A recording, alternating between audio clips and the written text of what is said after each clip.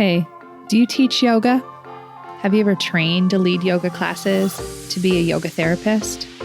Have you ever owned a yoga studio? Maybe even just wondered what it was like for the women and men up there in front of the room on their mats, leading you through endless Surya Namaskars, down dogs, and pranayamas galore? Well, these are their stories, and mine. I'm Rebecca Sebastian, a 20-year yoga teacher, 10-year yoga therapist, yoga studio owner, and co-founder of a yoga-focused nonprofit. I've done a lot in the yoga world over the last 20 years. Pretty much everything except had a water cooler. You know, a place to share stories, talk about struggles, successes, and find other people who do the same thing that I do. Welcome to Working in Yoga, a podcast and substitute water cooler for yoga folks to connect and build community, to share our unique profession, our challenges, and our journeys with the world.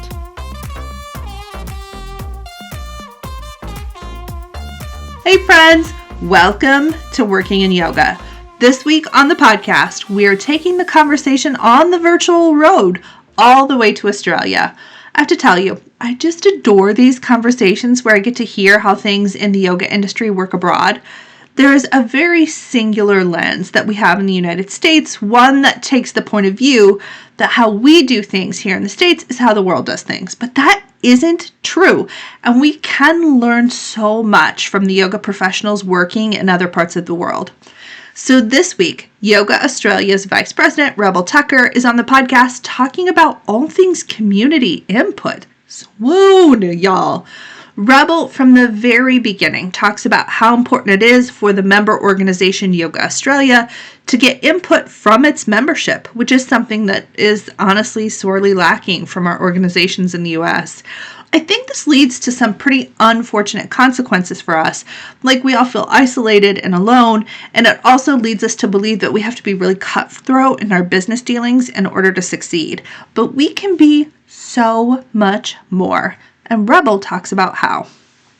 Now, before we get into that conversation, though, I want to remind you that this podcast version of Patreon is called The Backroom, and it is housed on Patreon. Instead of offering episodes without ads or extended editions of episodes, though, I'm offering us a space to do some reflective work on our own place within the industry. One thing I have been really interested in recently is how we can do social change focused work and simultaneously not devalue our services. You can find the link to the back room in our show notes or head to patreon.com/sunlightmedia the back room for all the details. Now, let's get into it with Rebel Tucker from Yoga Australia. Hey friends, welcome to Working in Yoga. Okay, yay. I'm just really excited to have this conversation today with my new friend that the internet is just magical and I get to make friends from all over the world. Rebel Tucker, welcome to the podcast. Tell everybody who you are and what you do. Hi, I'm Rebel and I'm in Australia. So right now we've got beautiful summer on. And I'm a yoga teacher and a yoga therapist. I'm a senior yoga teacher and been teaching for about 14 years. I've been a yoga therapist for about, I think it's 4 years now, and I absolutely love it. And I'm also a naturopath, so I'm multi-skilled. Yeah, so I've been a naturopath for about 35 years. So pretty much when I was in school, I knew I wanted to do something with natural health. I wanted to do something with well-being, and that it was more likely going to be something in the traditional or complementary sphere. And I went straight from school into Nature Care College, and I feel like my education has just been one thing after the other in this field for 35 years because I love it. I'm very passionate about it. And I really eventually came to teaching yoga after having a practice for decades. My first teacher was Swami Sarasvati, who was on the telly here years ago, and she was with her long black hair and her orange leotard, and she did yoga on telly, and my mum used to go to her, and that's how I got into yoga as a 12-year-old. And then I've done yoga on and off ever since, mostly more on than off. And then we'd moved up to Darwin in the Northern Territory of Australia, and where I was, there was very little yoga. So my husband kind of flippantly said, "Oh, why don't you go and do yoga teaching?" Next minute, I'm booked in to go down to Byron to do Byron Yoga Level 1 training. Next minute, I'm booked into Bali to do the Level 2 training in Bali. And then getting towards being a senior teacher, I thought, now let's upskill and really delve into the therapeutic side of yoga and the whole of yoga, because I just knew there was so much more than the basic trainings of level 1 and level 2. I just wanted to go further with that. So I did yoga therapy. Yeah. I've been a member of Yoga Australia for quite a long time, and I've been on the board of Yoga Australia for over 6 years now, and I've just stepped into the role of vice president, which is quite lovely, but one that feels a little bit daunting because I really want to be representative of members, and I'm a member.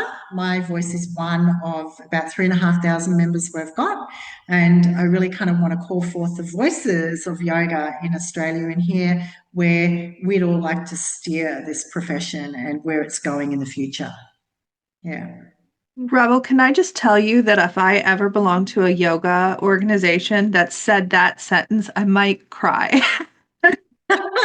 What do you mean? You might be asking the membership Yeah. Yeah. And you've said some amazing things online about that too. Can you talk a little bit about your philosophy behind that and why that's so important for an organization while I wipe my tears here? Well, it's really funny because we've done little surveys to our members in the past. And when I was a member, I did a survey too. And, I was asked, well, why do you want to be a member of an organization? And, I'm like, well, yeah, actually, why? Why do I want? And to me, it was to have a connection with a network of peers, like people who knew the language I was talking. So, because when you talk to people about yoga therapy, often if they know nothing about it, you've kind of got to explain what it is. Yep. And when you talk to other yoga therapists or yoga teachers, you can throw in a Sanskrit here and there, and we understand each other. We understand the terminology and the linguistics of what we're doing. And so I wanted to be a member because I wanted to connect with people like myself and also hear how they were overcoming challenges of running a business, in yoga, of actually being able to provide yoga, because often we hear it's a side hustle. Yes. Often we hear it's something that you do, aside from your real job. And really, some of the information we collected was that the majority of yoga teachers in Australia aren't making a living wage out of yoga, Now, that's still the case. It's, something that's going to probably and hopefully change slowly and over time. But if there's not a collective effort to move that forward, then how much longer is it going to take? So I'm a member because I wanted to connect with like-minded people and find professional strategies for having what I do become more recognised in my area, like literally where I live and the people around me and just the greater surrounds, but also within the allied and the medical health community, that they could then know what we do and hopefully gain more trust in what we do, and then potentially begin to suggest that maybe yoga might be a really good thing for their clients or patients to bring into their package of care. Do you see go ahead. And that's what I hope to do with Yoga Australia, is just to engage and hear from people. Perfect.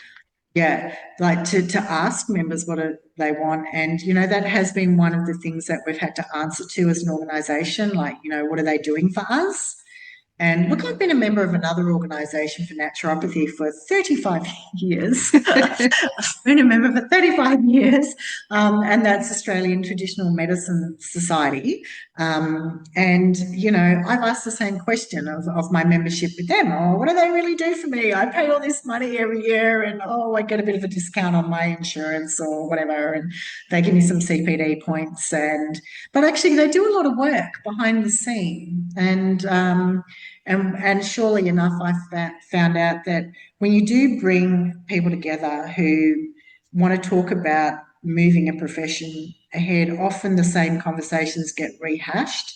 And, you know, reinventing the wheel or trying to come up with strategies that didn't work, you know, by 20 different groups or trying to climb the same ladder, it can often be a huge waste of time. So, you know, I feel like finally Yoga Australia has gotten to the point where we are considered the peak organisation for yoga in Australia, and that collectively we're doing a much better job of that. Now, we can put out information and people will miss newsletters and not see what we're doing, and we still get questioned, well, what do they do for me?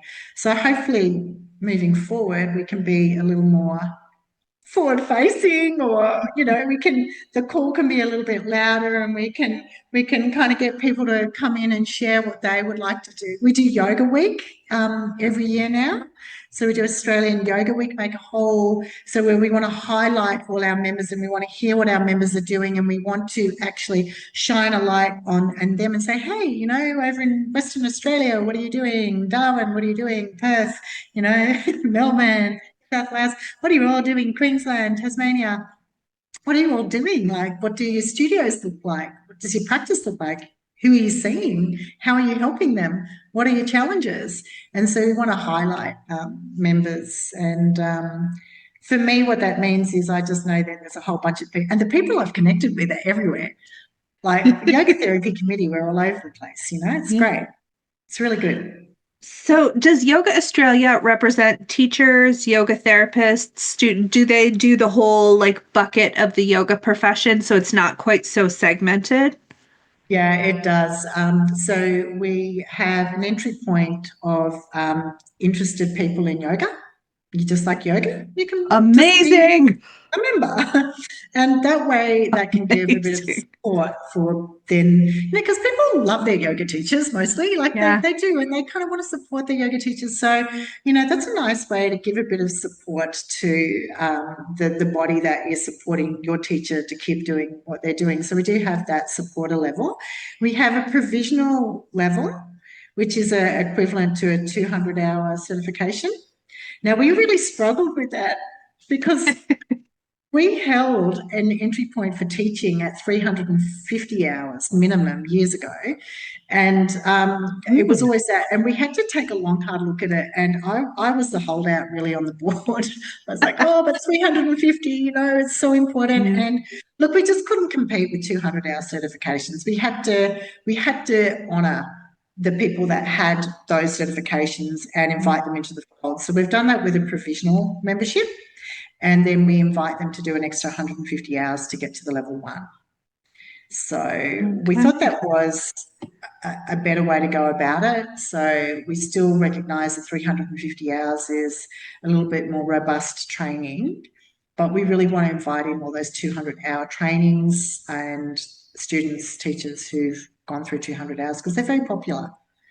Yeah. Well, yeah. I mean, the Yoga Alliance is sort of that seminal organization on the planet now for yoga, and their entry point is 200 hours, which I'm going to be honest, I've asked everyone why it's 200 hours, and like it's anyone's best guess. It's like a set of dice and 20 guys in a room. Somehow we got 200 hours. 200 hours. I'm super curious. Are you following a model that you see in like other professional paths, like as Yoga Australia, or are you guys just sitting down and being like, we're talking to our membership, we feel that this is what is required for a good yoga teacher and so on? Like, how is that thought process working for you?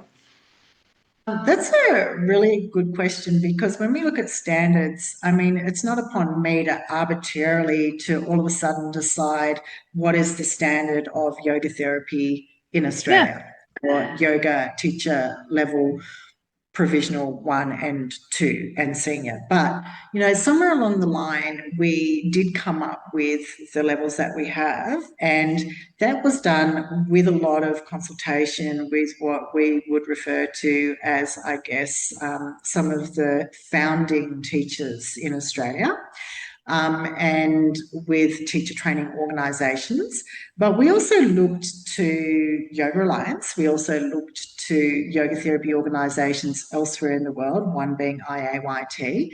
And we also looked to Indian standards. Now, more recently, Ayush has released quite robust standards of training. And so we did, from the yoga therapy side of things, which is me and my colleagues on the yoga therapy committee, kind of go, okay, well, what are our standards for yoga therapy? What are we saying we need? And we're going to remember this is baseline. This is kind of what you need just as a base. It's like, this needs to be there above everything else. Like, if you want to stack things on and do longer trainings and teach about different sort of styles, or bring a little bit of this or that in that's not in that, that's great. Do it on top of some of the basics.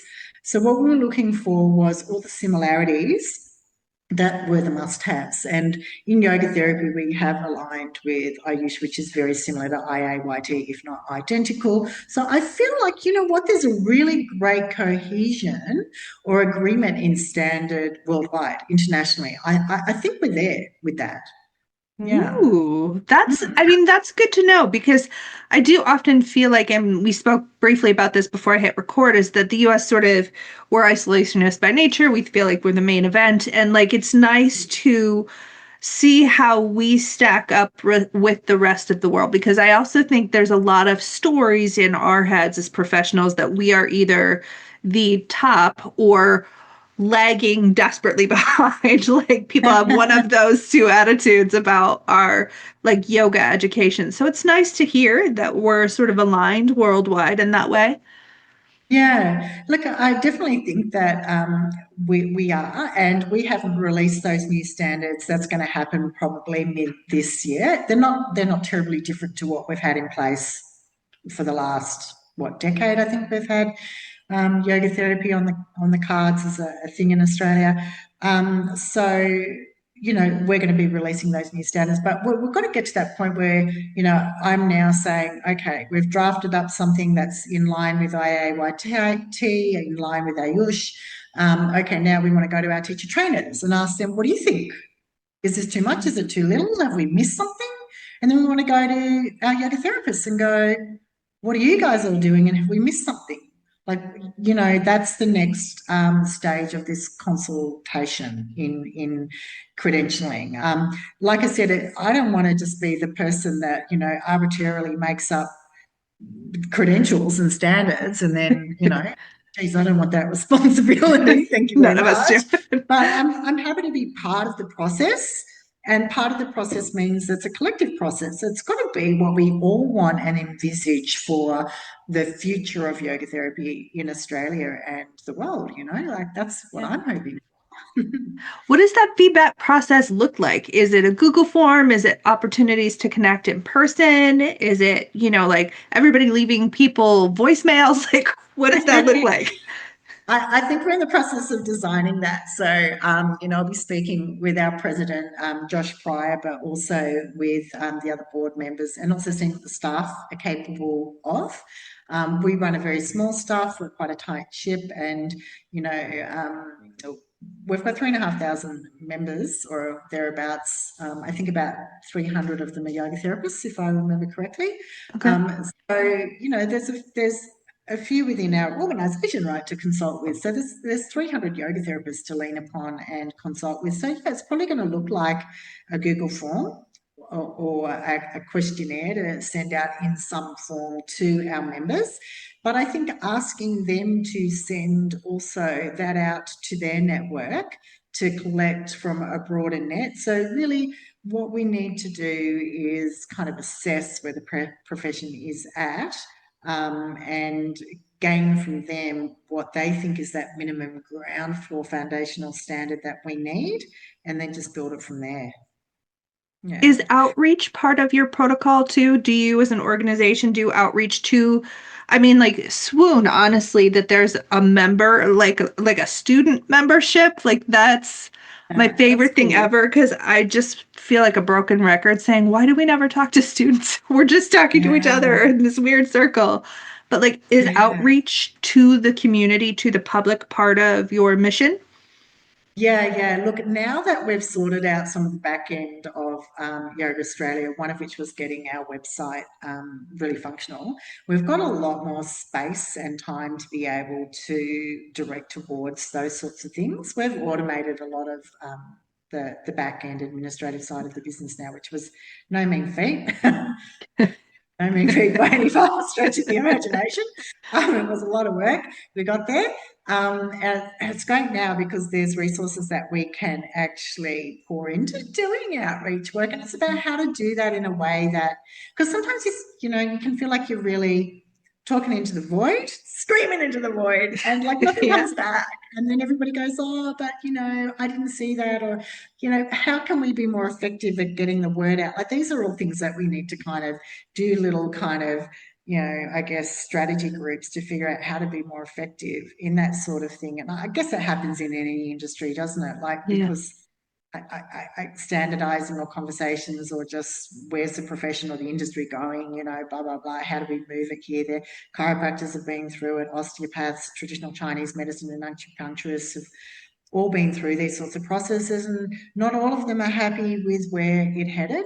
And I'm not sure that we can always please everyone all the time, but I'd like to see that we're moving in a direction that really represents the majority of our members, and that we aim to please as many as we can in this process. Yeah.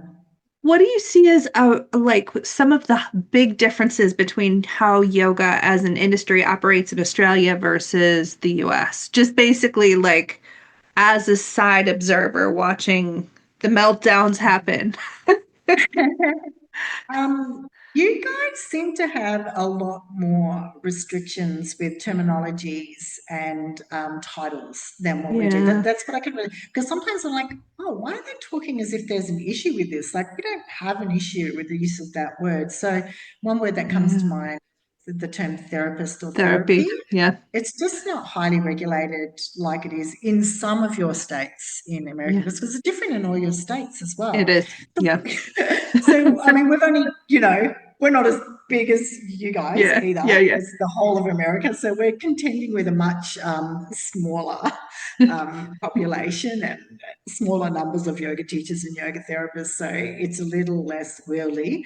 But we just don't have that same level of licensure or restriction. Now, we do have probably guidelines and codes of conduct and scopes of practice and per state unregistered healthcare provider guidelines, which people may or may not be aware of.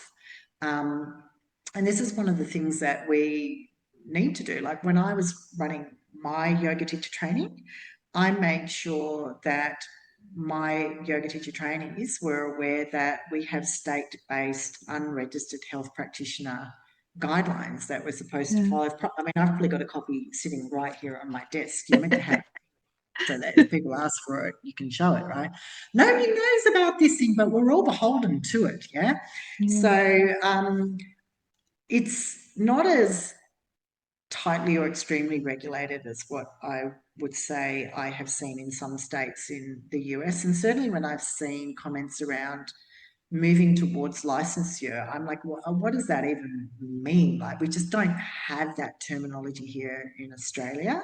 Yeah. We're either registered health practitioners with an organisation called AHPRA, Australian Health Practitioner Regulatory Authority or Agency, or otherwise allied health. And outside of that, pretty much you're an unregistered health practitioner. And Okay. that's where yoga therapists and yoga teachers.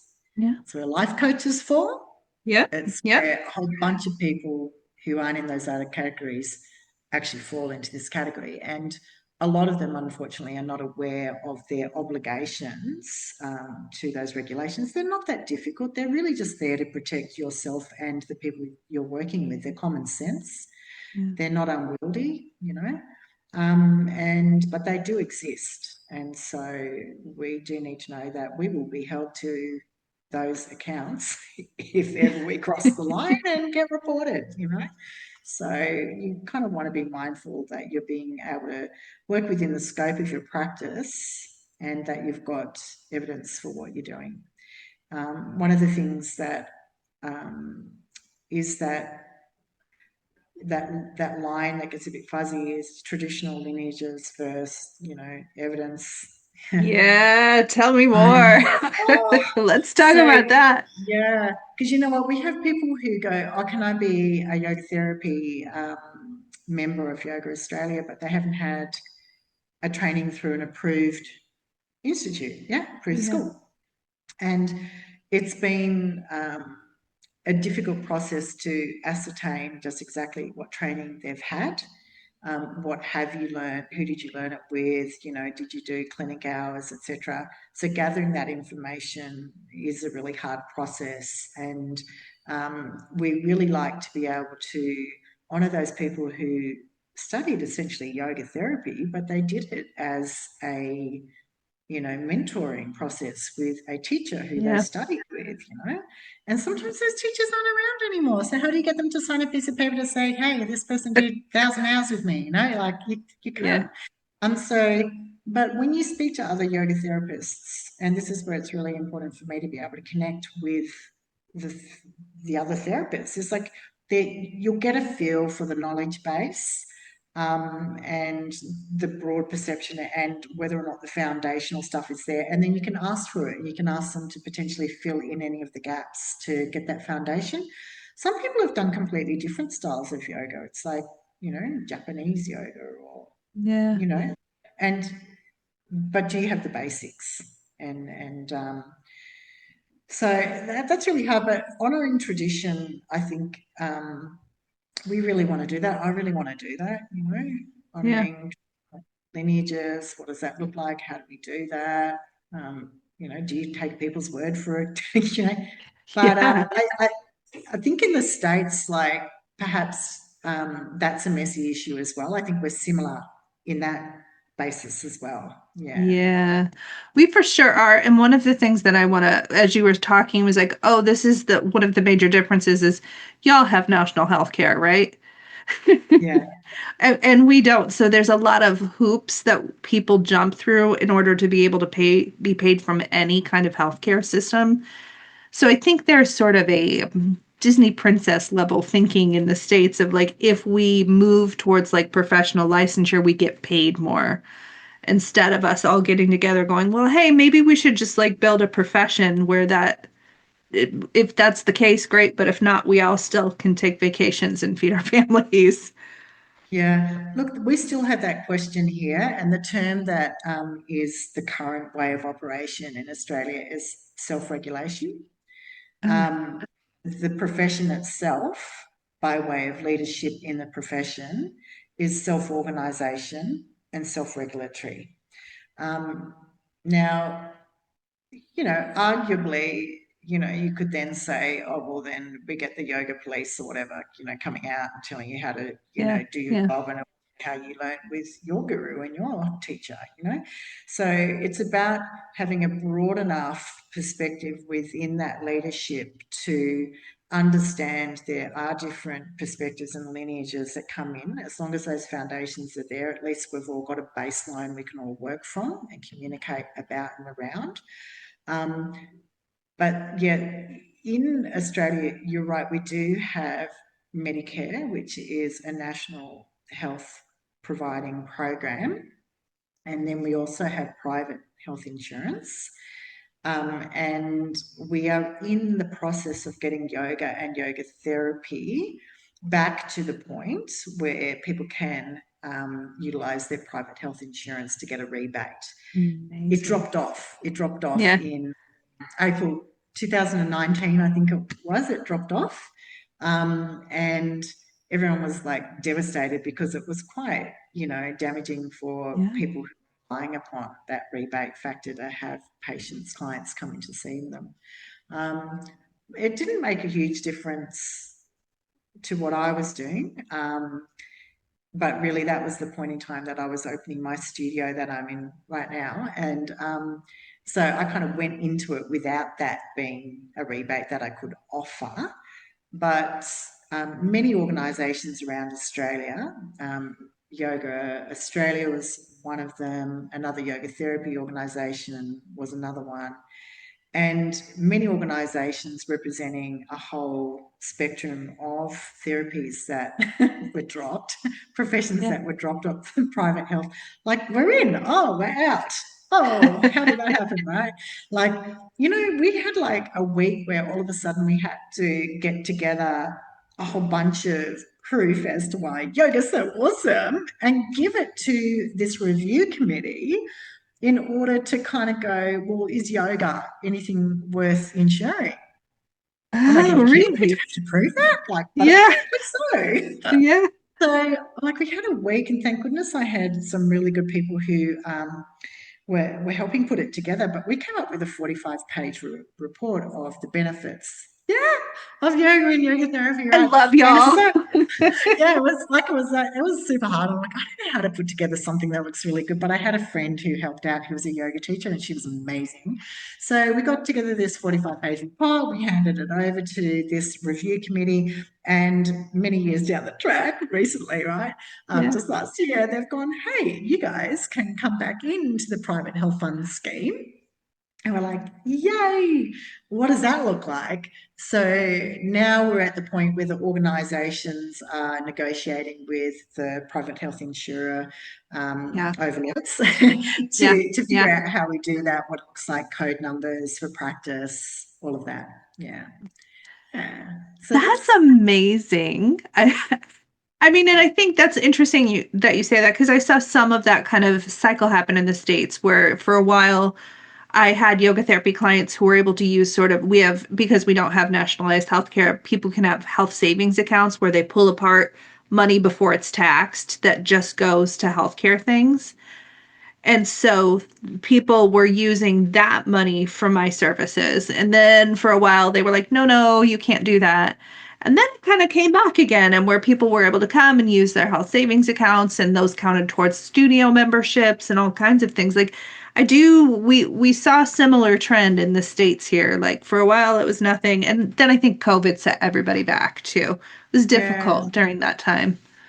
And then the question comes to my mind, like, who are these people making these decisions on behalf of everyone, on behalf of the profession, the yoga therapists, but on behalf of the people who desperately want these things available through these schemes, right? Or desperately need these things because they really feel like it helps them. So who's talking to the people who think or believe or are receiving benefits from everything that we do? Like, you and I see the benefits. We receive the thanks sometimes for what we do, mostly. And but like, who's deciding that, oh, you guys are in and you guys are out, no, you're back in? Like, so we were involved in that process. That Yoga Australia had representation in the process. I was the one who got to sit in on these meetings, and they were tele meetings. So it took years. There was many of these meetings, and we finally got it across the line. But perhaps in the past there was no professional consultation because they didn't know who to consult.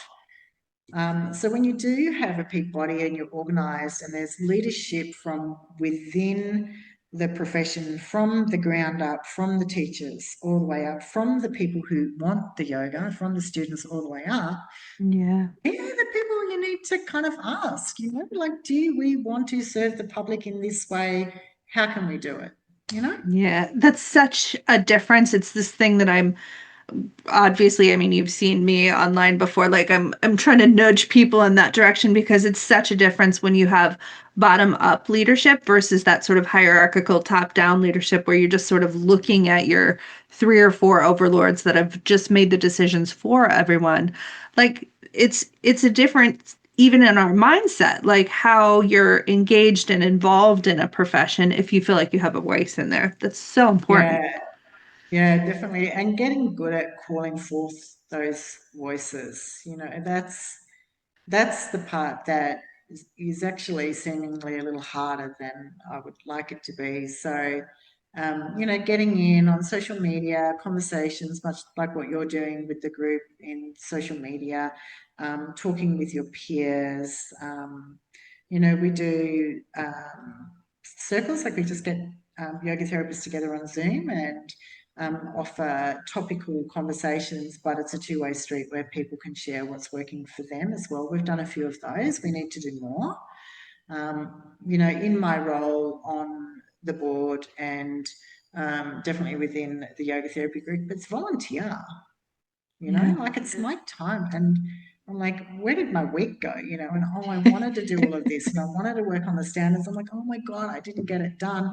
And so it's not just upon the staff to, again, work out all these things. We're going to go back to people who are busy trying to make a living and put a roof over their head and feed their kids or deal with their own health stuff to collectively gain that input from our members and students and collate it.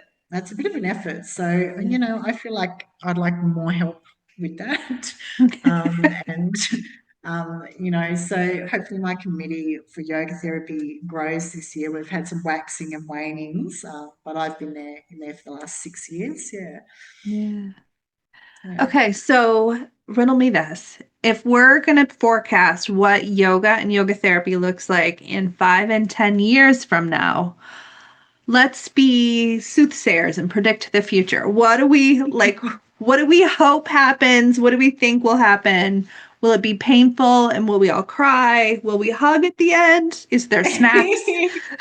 Well, I would like to envisage the hugging at the end and being really Yes. proud of the growth of yoga therapy. Look, yoga is so popular in Australia. It really is. And it's maintained and grown its popularity over the years.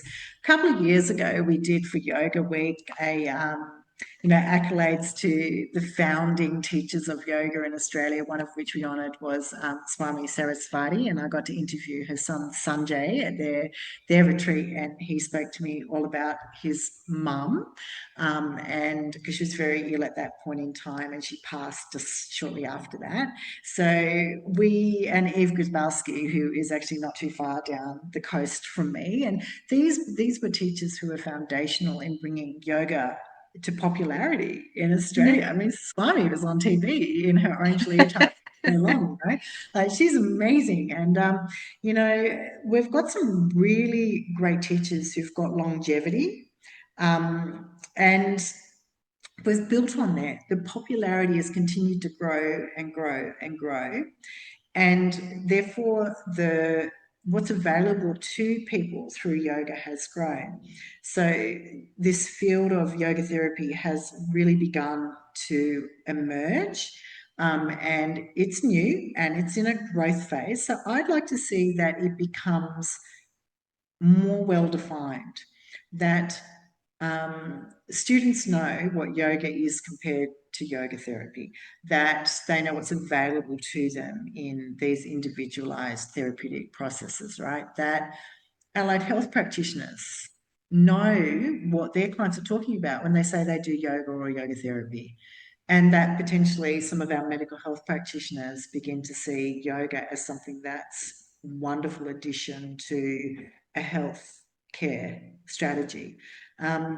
So I'd like to see this integration of yoga slowly, not necessarily into mainstream health, but working alongside it.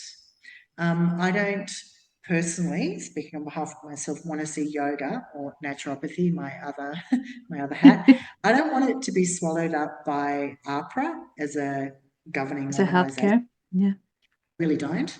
For many reasons, autonomy and respect of lineage is really, really important to me. I don't want somebody who has no understanding of what I do to come in and dictate how and what I can do, to cut little bits off and say that's no longer part of yoga or yoga therapy, right? But I also do think that we shouldn't be as teachers or yoga therapists, cutting bits off yoga and selling it to the highest bidder either.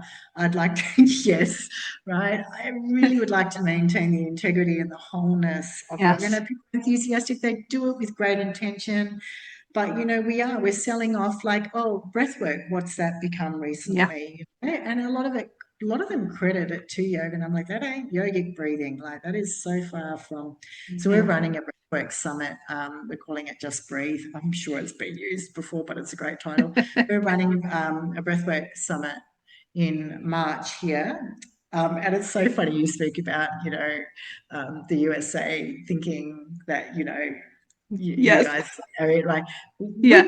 we get great speakers from you guys. Like, we've got Robin Rothenberg coming to talk. Cool. Yeah, she's the author of Restoring Prana, right? Yeah. So Yeah. we're getting her to come and talk. We've got Tess Graham. We've got also some wonderful Australian um, experts that we're bringing to the forefront as well. And, I'm like, don't forget about the Aussies. We've got really good people here, You do. they're just as good as the Americans, or the Canadians or the English. Like we get speakers from all over the world. So Yeah. we really kind of wanted to bring that international input into the summit. And that's what I'd like to see. I'd like to see this growth of yoga therapy worldwide, that there's a standard that we can all say we've got as minimum standards and we can all build upon from there, and that we're more widely understood, like people know what we are, know what we do, and therefore know to ask for us. Because you can't ask for what you don't know exists, right? So I think there's got to be some really good marketing campaigns to kind of start to really explain that. Don't know exactly what that looks like yet, but we're working on stuff. And yeah, I think it's really important to hear from other yoga therapists what works, what's worked for them, how they've done what they do, because some people are working in some pretty impressive allied health and medically aligned spaces in Australia. Like, how did you do that? That's so good, Yeah, those people.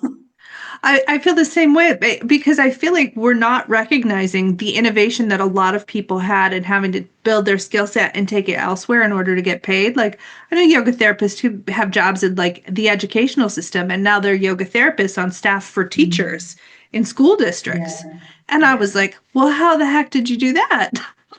Yeah. That's incredible. It is incredible, right? And, I would, and this is the catch-22 of the time we find ourselves in, I think, too, because what we're trying to do is essentially promote a profession that for the majority of the people working within it doesn't make a living income, Correct. And it's hard to say, well, hey, come do yoga therapy.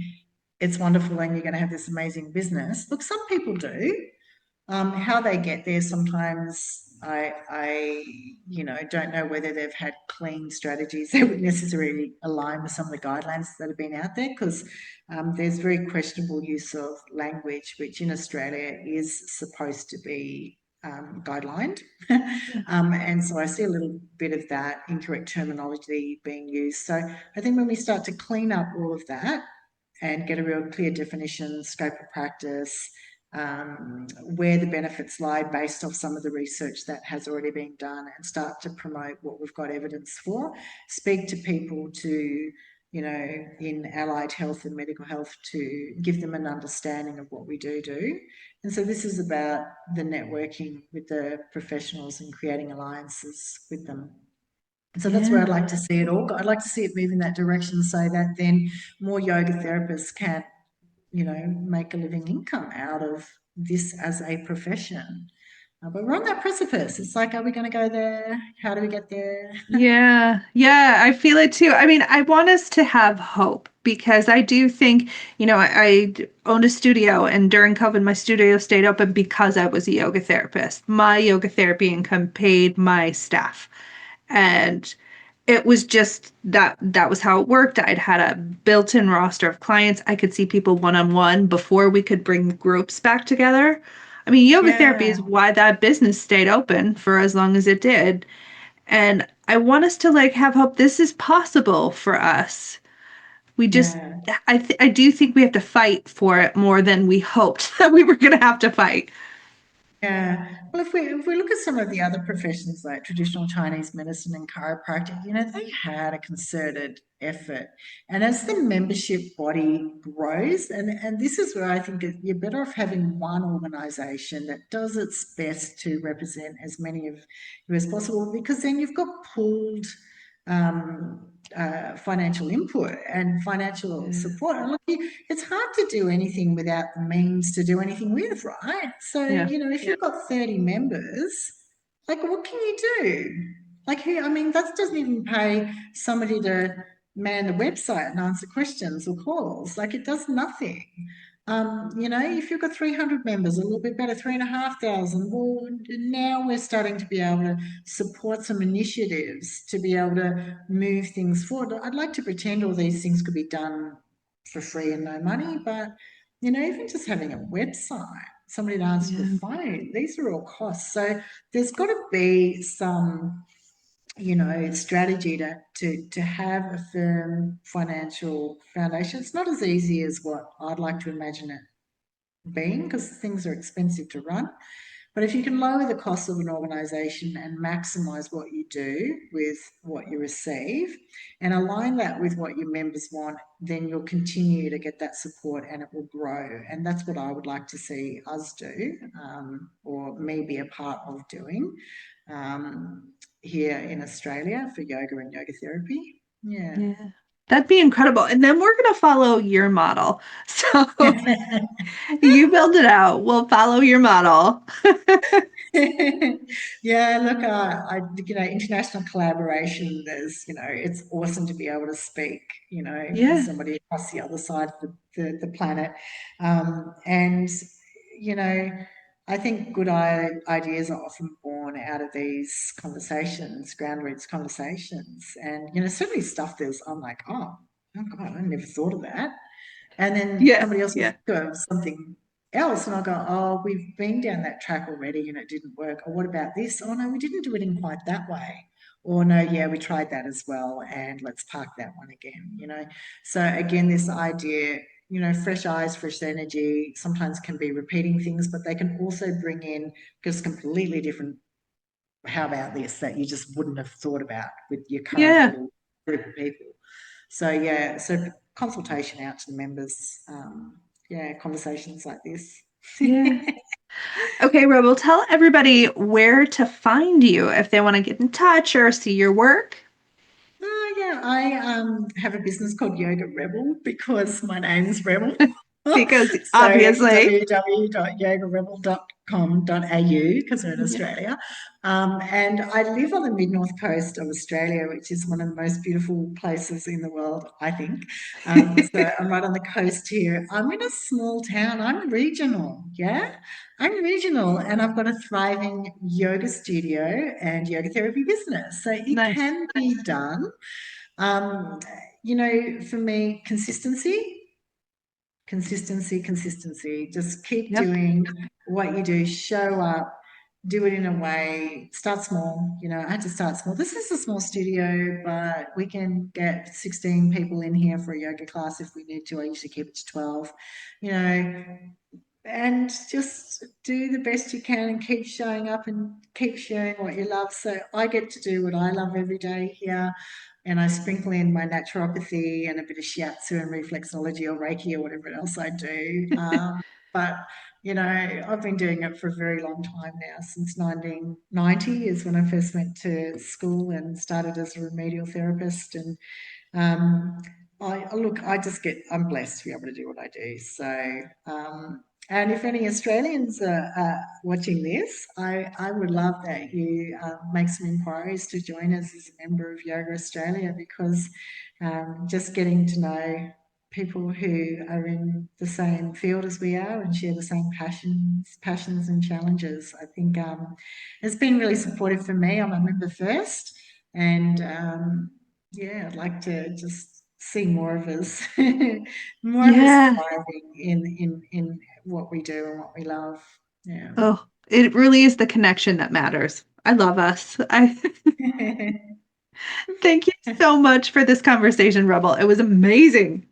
Oh, thank you. I love talking about yoga, so anything yoga and natural health is my jam. Thank you for making the time to speak with me. Thank you, Rebel, for this amazing conversation. I have so many trains of thought that will be running through my brain this week directly from this conversation.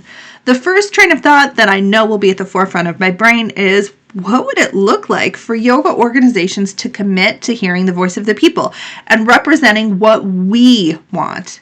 And if that doesn't happen, how can we do this among ourselves right now, since this isn't really a reality for a lot of us and might not be for a while? Second, there is the discussion of if yoga should be in a wellness model or a healthcare model of work. Well, this is not just a train of thought. In my opinion, this is a deep thought dive.